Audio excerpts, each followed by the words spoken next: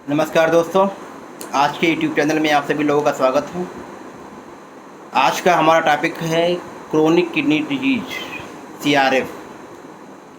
Kidney series में पिछले video में मैंने आपको एक्यूट रीनल डिजीज के बारे में बताया। आज हम आपको क्रोनिक किडनी डिजीज के बारे में जानकारी देंगे। किडनी के रोगों में क्रोनिक किडनी डिजीज एक गंभीर रोग होता है जिसको CKD कहते हैं। वर्तमान चिकित्सा विज्ञान में इस रोग को ख़त्म करने के लिए कोई उपयुक्त दवा नहीं है। पिछले कई सालों से इस रोग के मरीजों की संख्या में बहुत तेज़ी से बढ़ोतरी हो गई है। डायबिटीज़, हाइपरटेंशन, स्टोन आदि रोगों की बढ़ती हुई संख्या इसके लिए मुख्य जिम्मेदार होती है, कारक होते हैं। क्रोनिक किडनी फेलियर में दोनों किडनियाँ खराब होने की प्रक्रिया बहुत धीमी स्टार्ट हो जाती है, जो महीनों और सालों तक चलती रहती है। लंबे समय के बाद मरीज की दोनों किडनी सिकुड़ जाती हैं और एकदम छोटी हो जाती हैं और अपना काम करना बंद कर देती हैं, जिसे किसी भी दवा, ऑपरेशन अथवा डायलिसिस से ठीक नहीं किया जा सकता है। लंबे समय के बाद मरीजों की दोनों किडनी सिकुड़कर एकदम छोटी हो जाती हैं, काम करना बंद कर देती हैं। CKD को पहले क्रोनिक रीनल फेलियर कहते थे, परंतु फेलियर शब्द एक गलत धारणा में आता है, इसीलिए इसको क्रोनिक किडनी डिजीज के नाम दिया गया बाद में। क्रोनिक किडनी फेलियर में किडनी धीरे धीरे फिर से कभी ठीक ना हो सके, इस प्रकार वो ख़राब हो जाती है। इसके लिए हम अल्ट्रासाउंड में देख लेते हैं कि अल्ट्रासाउंड में किडनी का साइज क्या होता है। कभी कभी ESKD और ESRD भी बोला जाता है। क्रोनिक किडनी फेलियर के मरीजों में दोनों किडनी लगभग धीरे धीरे ख़राब होने लगती है। जब दोनों किडनी 90% से ज़्यादा ख़राब हो जाती हैं अथवा पूरी तरह से काम करना बंद कर देती हैं, तब इसे एंड स्टेज रीनल डिजीज या ESRD कहते हैं। इस अवस्था में सही दवा और परहेज के बावजूद मरीज की तबीयत बिगड़ती जाती है और उसे बचाने के लिए हमेशा नियमित रूप से डायलिसिस कराने की अथवा किडनी प्रत्यारोपण, किडनी ट्रांसप्लांट कराने की ज़रूरत पड़ती है। अब इसके मेन कारण क्या होता है, CKD के मेन कारण क्या होते हैं, इसके बारे में मैं आपको बताता हूँ। किडनी को स्थायी नुकसान पहुंचाने के कई कारण होते हैं, पर डायबिटीज़ और हाइपरटेंशन इसके दो मुख्य कारण होते हैं। CKD के 2/3 मरीजों पर दो बीमारियों से ग्रस्त ज़्यादा होते हैं। ब्लड शुगर और BP, हाइपरटेंशन जब ये कंट्रोल नहीं होते, अनकंट्रोल होते हैं, तो उससे हमारे किडनी पर बहुत बड़ा प्रभाव पड़ता है। डायबिटीज़, आपको यह जानकर दुख होगा कि क्रोनिक किडनी फेलियर में 30 से 40% मरीज या औसतन हर 3 मरीज में से एक मरीज की किडनी डायबिटीज़ के कारण ख़राब होती है। डायबिटीज़ क्रोनिक किडनी फेलियर का सबसे महत्वपूर्ण और गंभीर कारण होता है। इसीलिए डायबिटीज़ के प्रत्येक मरीज को इस रोग पर पूरी तरह से कंट्रोल रखना बहुत ही आवश्यक होता है। हाई ब्लड प्रेशर, उच्च रक्तचाप, लंबे समय तक खून का दबाव यदि ऊंचा बना रहे, ब्लड प्रेशर ज़्यादा रहे, तो यह ऊंचा दबाव क्रोनिक किडनी फेलियर का कारण हो सकता है। जब दोनों किडनी 90% से ज़्यादा खराब हो जाती है, तब उसे एंड स्टेज रीनल डिजीज कहते हैं। क्रोनिक ग्लोमेरुलोनेफ्राइटिस, इस प्रकार की किडनी के रोग में चेहरे और हाथों में सूजन आ जाती है और दोनों किडनी धीरे धीरे काम करना बंद कर देती हैं। जेनेटिक रोग जैसे पॉलीसिस्टिक किडनी डिजीज, इस बीमारी में दोनों किडनी में छोटे छोटे कई बुलबुले बन जाते हैं, कई गांठें बन जाती हैं। यह एक आम वंशानुगत बीमारी होती है। यह बीमारी CKD का एक मुख्य कारण भी होता है। पथरी की बीमारी, किडनी और मूत्र मार्ग में दोनों तरफ पथरी से अवरोध के कारण उचित समय के बाद अंतर उपचार में लापरवाही के कारण हो जाती है।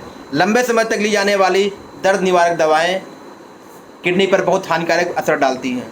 बच्चों में किडनी और यूरिनरी ट्रैक्ट में बार बार इन्फेक्शन होता है। बच्चों में जन्मजात वेसिको यूट्राइन रिफ्लेक्स और पोस्टीरियर यूरेथ्रल वाल्व इत्यादि की प्रॉब्लम की वजह से भी ये क्रोनिक किडनी डिजीज हो जाती है।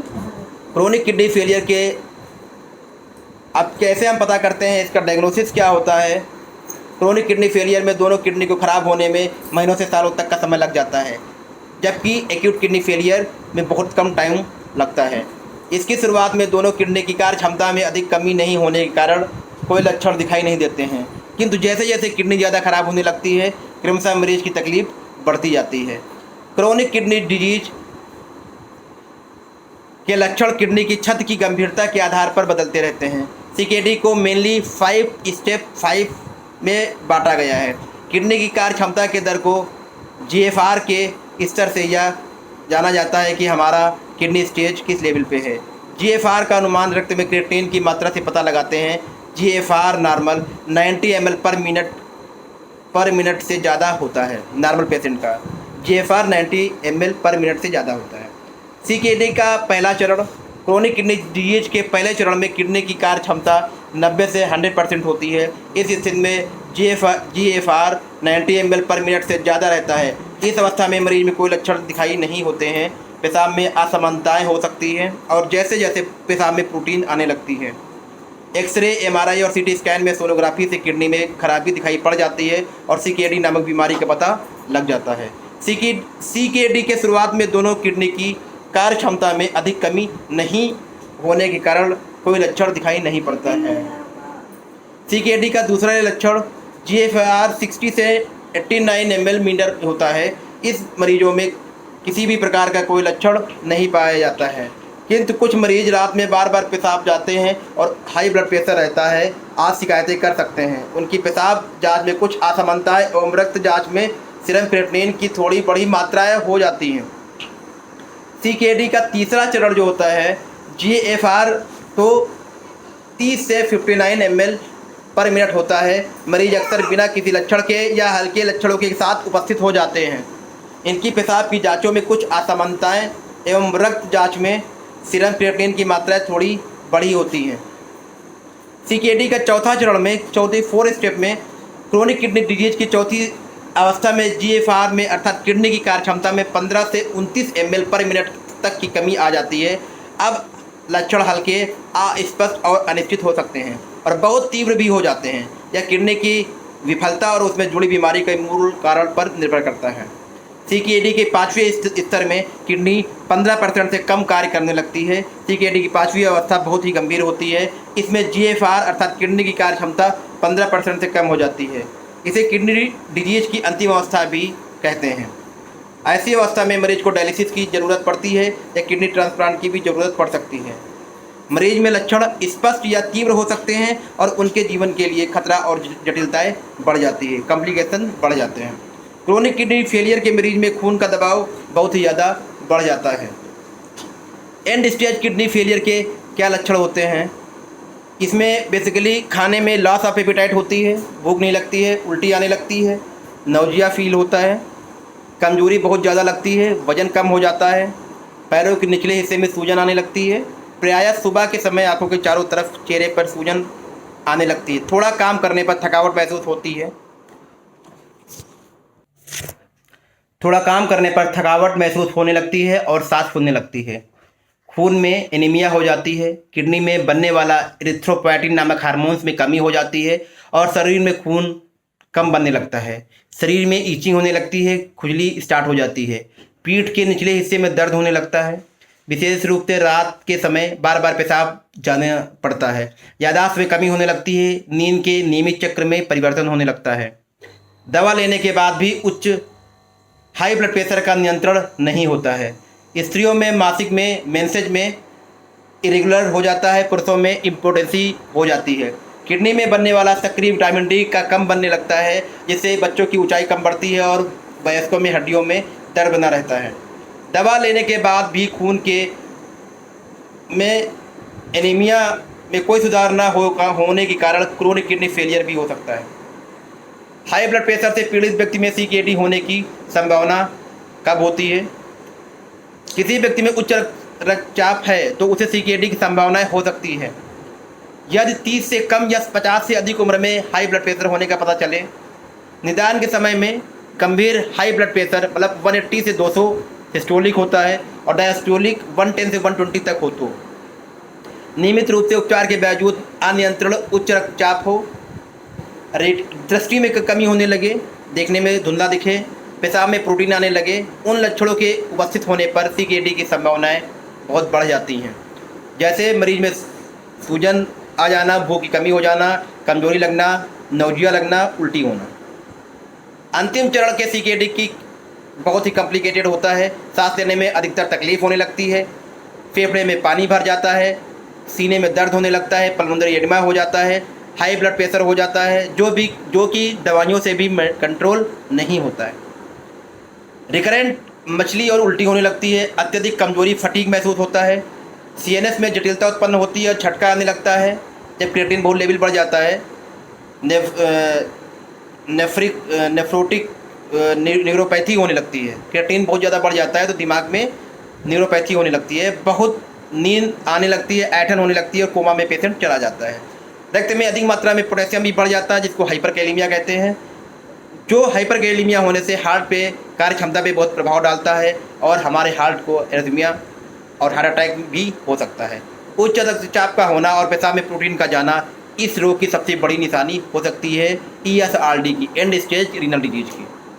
पेरिकार्डाइटिस हो जाती है, थैली की हार्ट की थैलियों में पानी भर जाता है, थैली की तरह की झिल्ली जो हृदय के चारों तरफ रहती है उसमें सूजन आ जाती है, हृदय की कार्य को बाधित करने लगती है, छाती में बहुत तेज़ी से दर्द होता है।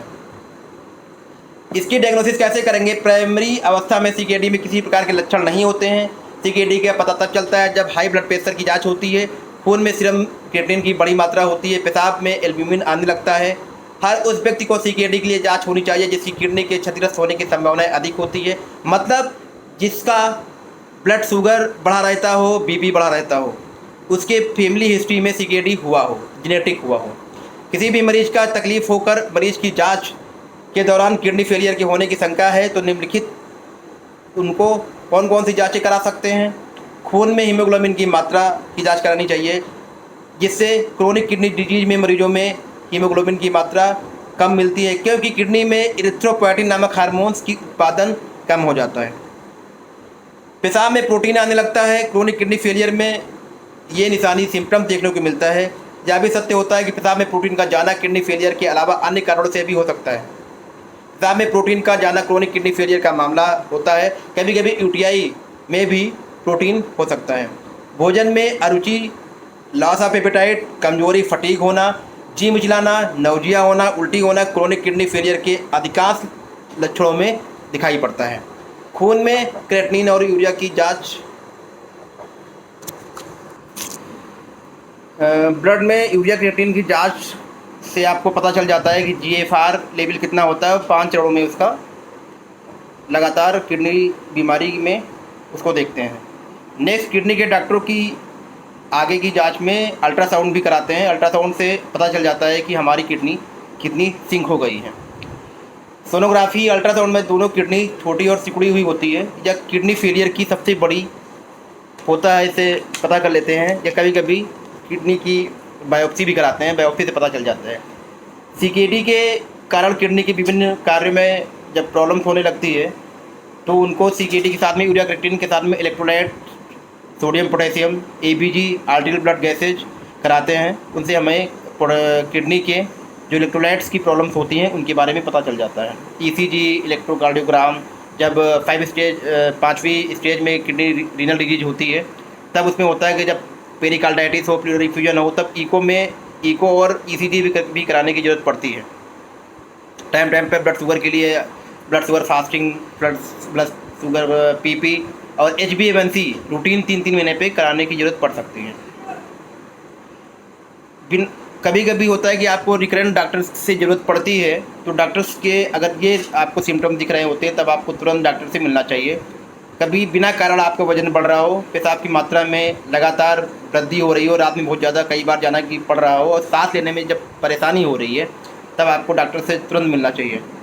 सीने में दर्द, बहुत धीमी या तेज़ दिल की धड़कन हो रही हो, CKD के मरीजों में बुखार हो रहा हो, गंभीर लूज मोशंस हो गए हों, वोमिटिंग हो रही हो, लॉस ऑफ एपेटाइट हो, कमजोरी बहुत ज़्यादा महसूस हो रही हो और आपके मसल्स में कैल्शियम की कमी से, विटामिन D की कमी से बहुत ज़्यादा क्रैम्पिंग हो रही हो, कमजोरी हो रही हो, आपको डिल्यूजन, भ्रम उत्पन्न हो रहा हो शरीर में और डिप्रेशन में हो, डिप्रेस हो आप अपना। कभी कभी हीमेचूरिया, ब्लड में यूरिन भी आ सकता है, लाल रंग का पेशाब होने लगता है, अत्यधिक ब्लड स्राव होने लगता है। अच्छी तरह से ब्लड शुगर को, जब आपका कंट्रोल ना हो, ब्लड शुगर और ब्लड प्रेशर कंट्रोल ना हो, तब भी आपको डॉक्टर से मिलने की ज़रूरत पड़ती है। ब्लड प्रेशर को चेक कराना, खून में क्रिएटिनिन को नापना और पेशाब की जांच कराना, ये 3 सरल परीक्षण होते हैं जिनसे हम अपनी किडनी को बचा सकते हैं। तो दोस्तों, अगर CKD के बारे में आपके और कोई सवाल हो तो आप प्लीज़ मेरे कमेंट बॉक्स में नीचे मैसेज कर दीजिए। इसका किडनी सीकेडी का पार्ट 2 आएगा, जिसमें हम आपको बताएंगे कि इसका मैनेजमेंट कैसे किया जाता है। दोस्तों, अगर आपको मेरा चैनल अच्छा है तो इसमें आप इसको सब्सक्राइब कर दें और वीडियो को लाइक कर दें और प्लीज़ इसको शेयर कर दें अपने फेसबुक, इंस्टाग्राम, यूट्यूब पे। नमस्कार दोस्तों।